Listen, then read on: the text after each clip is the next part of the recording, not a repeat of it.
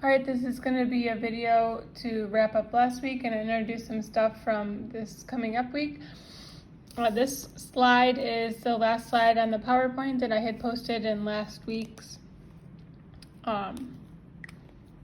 module.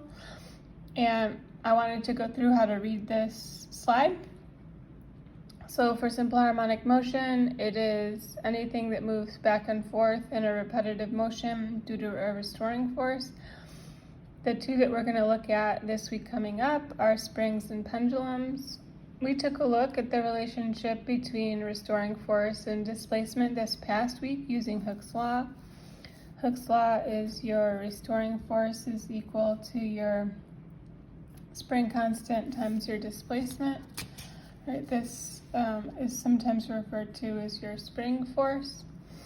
And so this is Hooke's law. The relationship between your displacement and force is directly proportional. If I double my displacement, I'm going to double my force, and so on. So this diagram shows one full cycle of repetitive motion. So having this spring, it's being pulled away from its equilibrium position. It has spring potential energy because it has some displacement.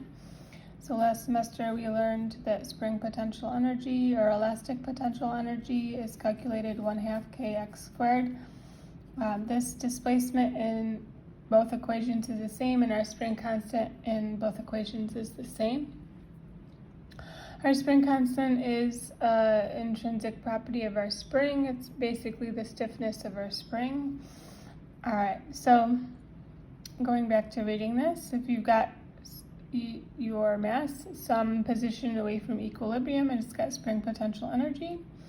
If you release this mass, it is going to go back through equilibrium position due to the restoring force. And because it has momentum here, it's going to continue past the equilibrium position, and this spring is now compressed. So it has spring potential energy here, spring potential energy here, and it's going to have kinetic energy as it goes through its equilibrium position. So if this spring was on a frictionless horizontal surface, we could set some conservation of energy equation. Your spring potential energy at your most stretched position is going to be equal to your kinetic energy as you're traveling through equilibrium. So also from last semester, we identified that the net force is equal to mass times acceleration. So when you're at your max displacement, you have your max force, and because you have your max force, you'll also have your max acceleration. So this is how we read these vector arrows.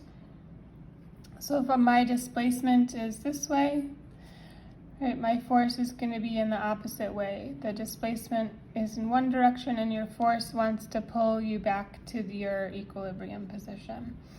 So same thing for a pendulum. Even though we didn't really talk about pendulums this week, we will talk about them in the week coming up. Our pendulum, when we pull it away from equilibrium position, it has gravitational potential energy, which is calculated mgh. And as it goes through its equilibrium position, we have kinetic energy. We used a pendulum as an example of one scenario that has conservation of energy, setting our mgh equal to our 1/2 mv squared when it goes through its lowest point. So our kinetic energy from last semester was 1/2 mv squared. Okay, so our displacement for a pendulum is this amplitude in here. Our displacement for a spring is going to be how far stretched or compressed you are. So filling this out, what kind of energy is in a compressed spring? It's going to be spring potential energy or elastic potential energy. Same thing, if you have a stretched spring, you have some position away from equilibrium. You have energy due to your position. What kind of energy does the pendulum have when it has its max displacement? It's going to have gravitational potential energy.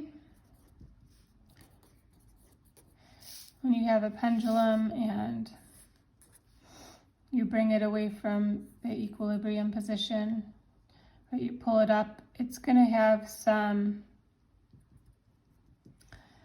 height, or some height above the lowest position. What kind of energy is at its minimum displacement, or when it's going through equilibrium, you're going to have kinetic energy.